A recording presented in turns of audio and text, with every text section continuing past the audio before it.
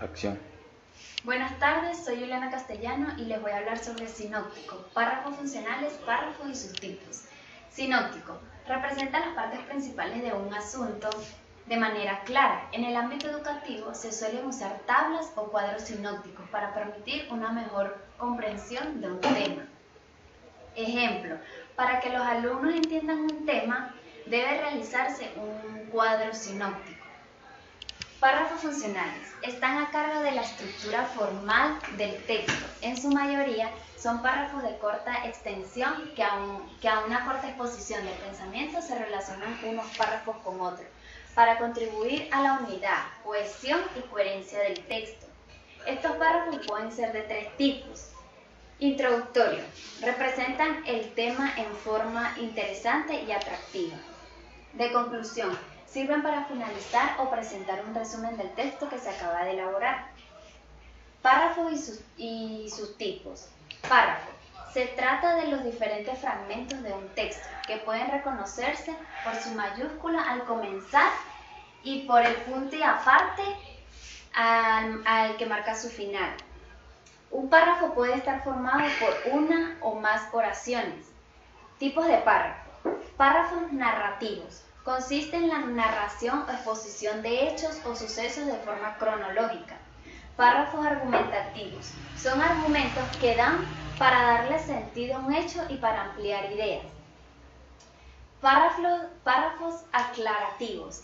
Sirve para aclarar dudas y así complementar la idea de la que se está tratando. Párrafos expositivos. Son párrafos que especifican ampliamente lo que se quiere expresar. Párrafos de diálogo consiste en conversar y son comunes en novelas y cuentos. Por último tenemos párrafos de numeración. Expresan varias ideas y asimismo orden para darle importancia a un determinado tema. Muchas gracias.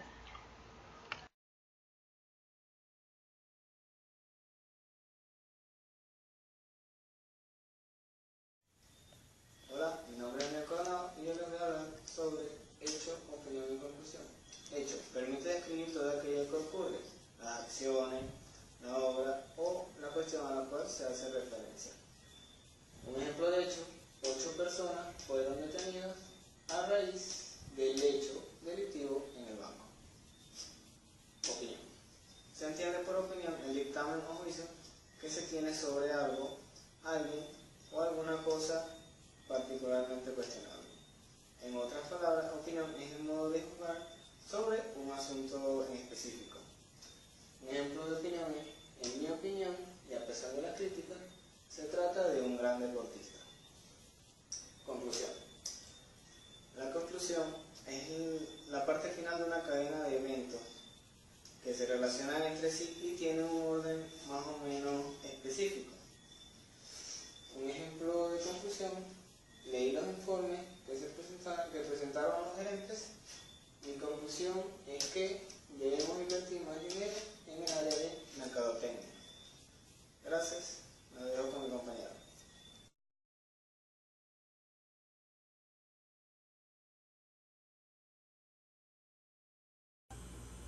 Hola, mi nombre es Nancy Abache y le voy a hablar sobre los puntos de suposición, análisis e hipótesis. En primer lugar, la suposición es aquello que se supone.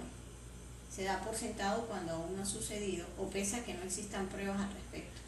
Ejemplo de ello, una persona sale a la calle y encuentra la acera húmeda, puede deducir que minutos antes, horas antes, había llovido. Sin embargo, esta suposición puede no ser cierta debido a que la humedad del suelo pudo haber sido de una persona que haya limpiado la calle. La suposición se trata de una anticipación o una predicción.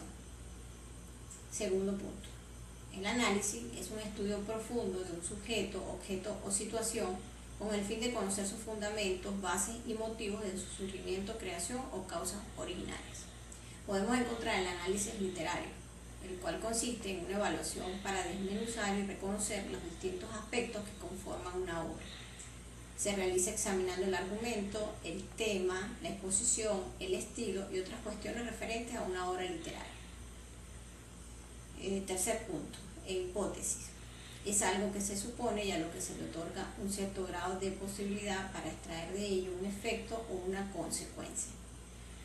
Su validez depende del sometimiento a varias pruebas partiendo de las teorías elaboradas. Este término se confunde muy a menudo con teoría. Podemos realizar unos pasos para la construcción y el desarrollo de las hipótesis. En primer lugar, tenemos que tener un diseño, una confección de preguntas. Segundo, en la búsqueda de posibles respuestas. Tercero, una predicción de esos resultados.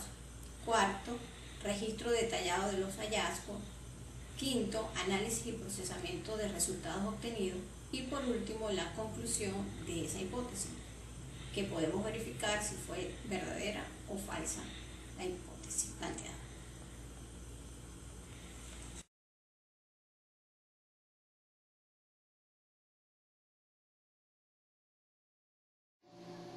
Buenas tardes, mi nombre es Luz. Les voy a hablar sobre la interpretación, inferencia, paráfrasis, idea principal y secundaria. La interpretación es explicar el sentido de algo, traducir de una lengua a otra, expresar la realidad de un modo personal, es decir, comprender un determinado hecho y su posterior declamación.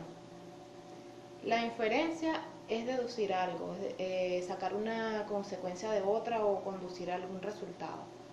Esta surge a partir de una evaluación mental de diferentes expresiones. Al ser relacionados con abstracciones, permiten tener una impresión lógica. De la inferencia existen diversos tipos. Estas son la inferencia estadística, que se sustenta en dos pilares, que son la administración y la gestión para poder desarrollarse. La inferencia del comportamiento es la que se encarga de analizar el comportamiento del ser humano en general. Para conseguir este análisis se debe tener el grado de empatía de la persona, es decir, el grado de inteligencia como tal. La inferencia trivaluada ofrece 3 valores como resultado, por eso se llama así, trivaluada. La inferencia lógica, esta permite establecer un solo resultado, es decir, si o es verdadero o es falso. La inferencia probabilística determina las probabilidades, es decir, que determina que una verdad tiene mayor probabilidad de ser o no, de ser o no verdad que otras. La multivaluada ofrece como resultado una serie amplia de valores, por eso se llama multivaluada, tiene muchos valores. La difusa es la que se encarga de analizar todos los resultados con mayor precisión, es más precisa que todas las inferencias. Ok, la paráfrasis, es decir, resumidamente, con menos palabras que las obtenidas en algún libro o en un texto, facilitando así su comprensión, ya que expresa la información original de una manera distinta, de una manera diferente. Es una forma sencilla de adquirir conocimientos por el simple hecho de que tú recuerdas lo leído en un texto. Existen 2 tipos de paráfrasis: la mecánica, que es donde se sustituyen ciertas palabras o frases, se sustituyen por sinónimos o por otras frases o palabras también. Está la constructiva, que consiste en elaborar cualquier texto para conseguir otro que sea diferente, pero manteniendo realmente su significado. La idea principal. La idea principal es ella transmite una definición, es el contenido del párrafo, anuncia el pensamiento que se dice en el texto. Esta puede encontrarse en un párrafo del texto o en la primera línea del párrafo. También puede estar al final del párrafo. La idea secundaria, en esta se hacen las aclaratorias en un texto. Se encuentra ligada también a la idea principal, ayudan a matizar lo que se va a desarrollar, o expresan en detalles o aspectos derivados del tema principal. Sirven para ampliar, ejemplificar o demostrar una idea principal. Bueno, estos son mis puntos, espero les haya gustado y los dejo con mi compañero Rafael.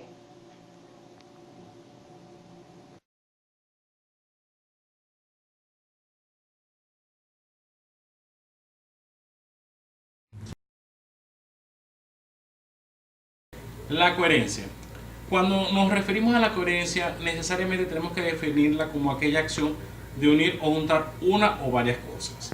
En el ámbito del contexto del trabajo, hablamos de coherencia como ese procedimiento lógico que nos va a permitir identificar la estructura o la buena organización del texto y nos va a permitir identificar la unidad semántica o identificarlo como una unidad semántica perfecta.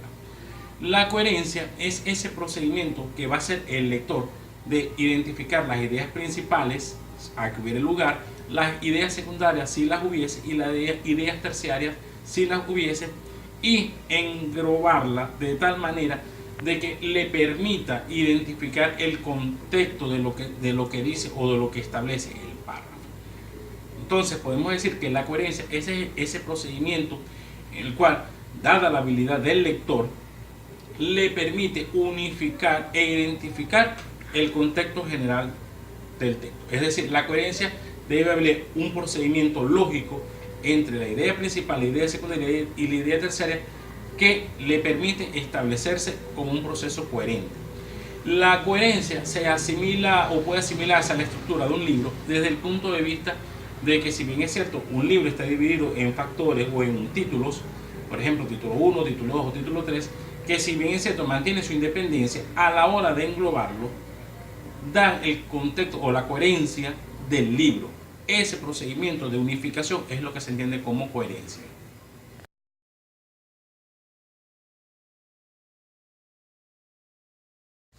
La anticipación. Cuando hablamos de anticipación, es aquella acción o efecto de adelantar las cosas.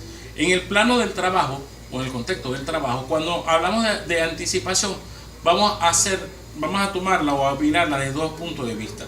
Número uno, desde la condición del lector y de la actitud del lector. Desde la condición del lector, ¿por qué? Porque un lector con experiencia, un lector con aquella habilidad para leer que ha desarrollado a lo largo de su trayecto como persona, como individuo, le va a permitir de una u otra manera adelantarse al texto que está leyendo.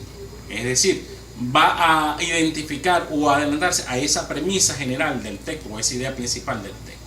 Desde el punto de vista de la actitud, ¿por qué hablamos de la actitud? Porque es aquella situación del lector de querer superarse, de querer evolucionar, de ser proactivo en la lectura, es decir, de ser ordenado, de buscar una mejora, y que de una manera va también a coincidir en el desarrollo de su capacidad para identificar el texto a futuro, a leer o establecer un adelantamiento del texto. Tenemos que la anticipación puede realizarse desde varios aspectos. Primero, la anticipación por la lectura del título, es decir, un lector con suficiente capacidad puede adelantarse al texto solamente con la lectura del título, de una visualización de una imagen, o de igual forma aquella experiencia o aquella actitud del lector, con solo mirar la imagen ya puede predecir el contexto del trabajo o del párrafo. De las lecturas de párrafos, es decir, un lector que haya adelantado una lectura ya puede ir estableciendo la conclusión del párrafo, adelantarse al texto desde ese punto de vista. Entonces, tenemos que esa anticipación es ese procedimiento lógico que realiza el lector, bien sea por su experiencia o por su actitud, que le permite identificar la idea principal o la conclusión o adelantar conclusiones en el texto que está leyendo. La reseña literaria y del por qué se utiliza. La reseña literaria es una nota en el cual se describe brevemente la obra, el libro, la película, el disco, etc. En la reseña literaria, o la persona que realiza la reseña literaria debe describir brevemente toda la obra, es decir, debe de identificar la idea o el contexto general de la obra y los datos identificatorios. La reseña literaria es un resumen, un esbozo que se realiza, es decir, del texto o del contexto de la obra a reseñarse, y en el cual se debe identificar toda y cada una de las partes que permitan, obviamente, la identificación lógica, como la editorial, la bibliografía, el año de dedicación, y está caracterizada por las siguientes formas o por los siguientes ítems. Es decir, debe tener un título, Es decir, la reseña literaria debe identificarse o señalarse el título de la obra a reseñar, debe realizarse la referencia, es decir, estas referencias son de carácter bibliográfico, de identificación del texto, debe de realizarse una entrada o un proceso de entrada, que es lo que se conoce, valga la redundancia, como entrada, en el cual se aportan las ideas principales, las ideas secundarias y las ideas terciarias del libro o el contexto general de la obra. La descripción es muy similar a la entrada, pero a diferencia de la entrada, en la descripción se va a evaluar un poco sobre el valor crítico de la obra. Y cuando hablo del valor crítico de la obra, no es que el reseñador aporte ciertas ideas desde su perspectiva principal, sino que va a darle un enfoque desde el punto de la obra, si es una obra de alto valor, si es una obra de segundo valor, qué enseñanza la deja la obra, si no deja enseñanza. Y las conclusiones va a determinar la idea final de la obra. Es decir, en las conclusiones va a señalarse el aspecto o la enseñanza, si se puede, de la obra en sí. ¿Para qué se utiliza? La reseña literaria se utiliza más que todo para la identificación de la obra y para señalar al lector si la obra vale la pena. Es decir, en este aspecto, el lector solamente al identificar la obra o identificar el autor que realizó la obra, va a otorgarle automáticamente si la obra vale la pena ser leída, vale la pena ser descartada. Eso es lo que se entiende como reseña literaria.